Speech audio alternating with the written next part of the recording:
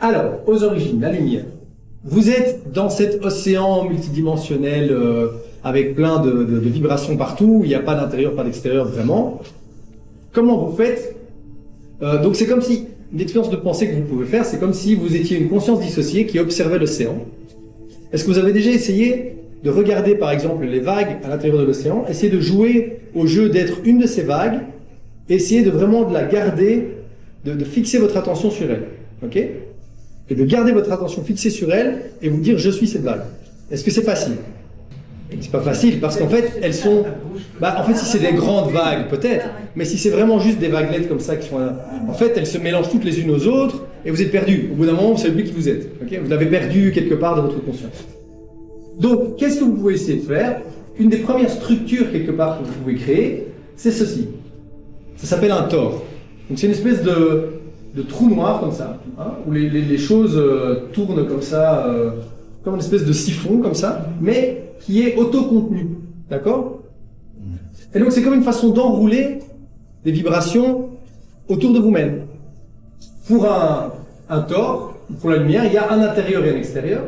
Le tore, le trou noir, et donc, bon, je ne vais pas jusqu'à dire que c'est ça le photon, parce que malheureusement on est dans une interface, donc, mais c'est juste pour vous dire que ça c'est le genre de forme que une conscience dissociée se crée autour d'elle pour pouvoir identifier vraiment qui elle est et quel est l'extérieur, quel est l'intérieur, et aussi faire des échanges entre elle-même et quelque chose d'autre. Sinon, il y a tout et tout. Et donc, voilà, c'est un peu compliqué. Donc, passage d'un océan vibratoire sans limite à une espèce de poche de lumière, poche d'information. Donc, vibration, attention capturée, modulation d'intensité d'existence, tout ça, c'est un peu des synonymes quelque part. Et donc, si vous deviez décrire qu'est-ce que l'univers est une poche de lumière. Donc c'est vraiment comme si, à la base, il n'y a qu'un océan infini de vibrations, et vous créez quelque chose dedans, une espèce de poche de lumière autocontenue. Mais pour l'instant, il n'y a pas d'interaction. Comment moduler ou transformer son intérieur? C'est en interagissant avec différentes versions de soi-même.